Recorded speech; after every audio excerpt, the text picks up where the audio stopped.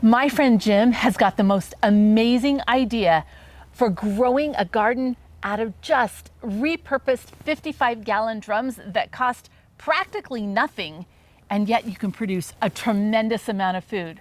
You're gonna wanna watch this video.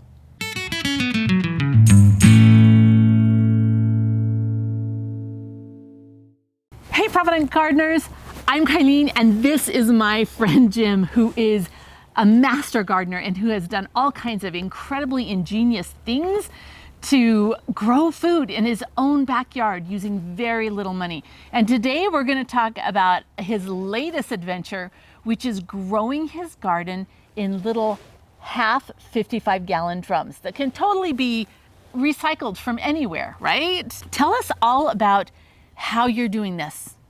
Okay, cut the barrels exactly in half is what I've done. I use food grade barrels. You can find them if you look around. Some people give them away.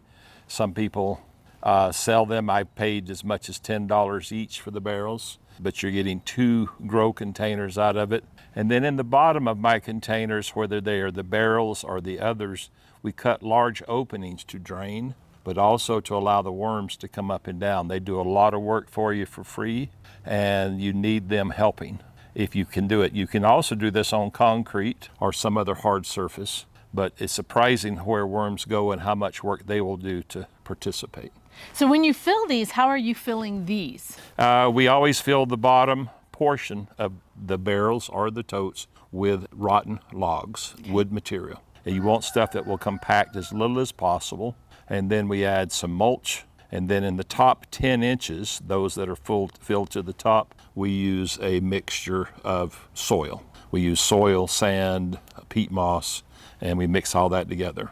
And then I'm actually using this year as a new experiment, the Mittleiter fertilizing technique, because it is giving the food what it wants, is small meals of fertilizer.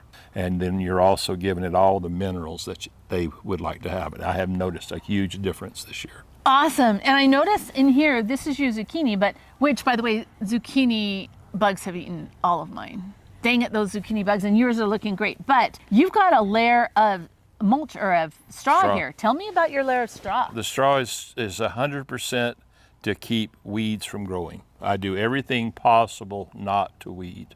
And you can buy hay. You want to buy hay that has little or no seeds.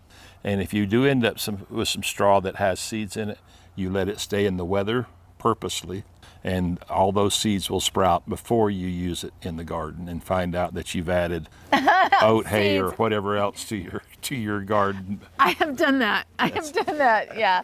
Let it age. And I love that the mulch actually helps to not only suppress the weeds, but it helps to regulate the moisture and the temperature of the soil. So, you know, you just win all the way around with these little barrels. This is a super cool idea.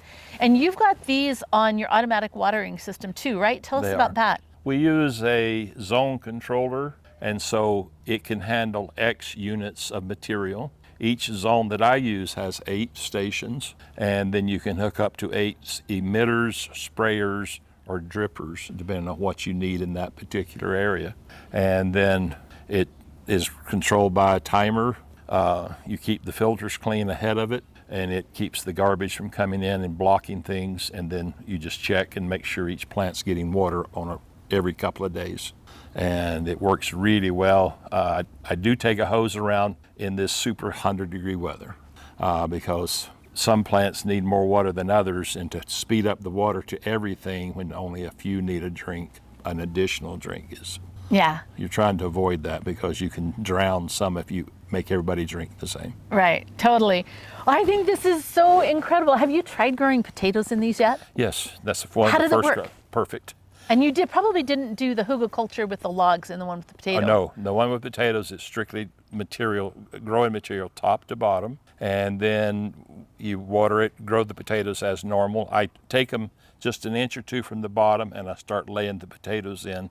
I put the potatoes in at 12 o'clock and at 6 o'clock, 3 o'clock, and 9 o'clock, and then come up X inches and put another layer, but index it. So they're each coming up at a different place. Oh, got it. So you have, if you can imagine a clock face, you have them at 4 positions, and then you come up and then you index that, and then you go to another 4 positions. And then you cover that with dirt. And then I always put the straw in with the potatoes on purpose because there's nothing there, and you just have weeds out your ears if you didn't. Yeah. And the potatoes have no problem coming up. The fun thing is the harvest. How would you harvest the potatoes? Well, you could actually, like, you could dump it over. Exactly. And What you do is you turn the water off to this one. You go to the zone controller full of potatoes. You turn the water off 2 or 3 days ahead. to make it lighter, right? Make it lighter, exactly. Yeah. And then you take a tarp, if you're smarter. The second time you take a tarp. I love that. We learn. And then you dump it out on the tarp. And the fun thing is when you get through sorting out the potatoes, you can dump the soil back into the barrel with the tarp. And so that really helps. But no, that's the first thing we grew. We grew 1 tote and 3 barrels of potatoes, and they came out fabulous. And though I was impressed because you get to try different flavors of potatoes, and each flavor. In Peru, for instance, there are hundreds of potatoes. There's not just 1 or 2 or 3 like we grow in the United States. There are hundreds, and each one has its own flavor, its own magic, and that is what is so fun is you can take each one and make a different magic happen. That is so cool. And it is magic, right? It's fun. Like, growing in your garden it's so empowering to me, right? It is. Oh, so empowering. Jim, thank you so much for sharing your incredible knowledge and wisdom with us. And for our audience, don't be afraid to get a little bit of dirt under your fingernails and turn that dirt into dinner and food like the Peruvian potatoes, where you can have so much more than what's available in your local grocery store. So if you have any questions for Jim, comment below. And thanks for joining us in the garden, or in Jim's garden. Thanks for joining us in Jim's garden.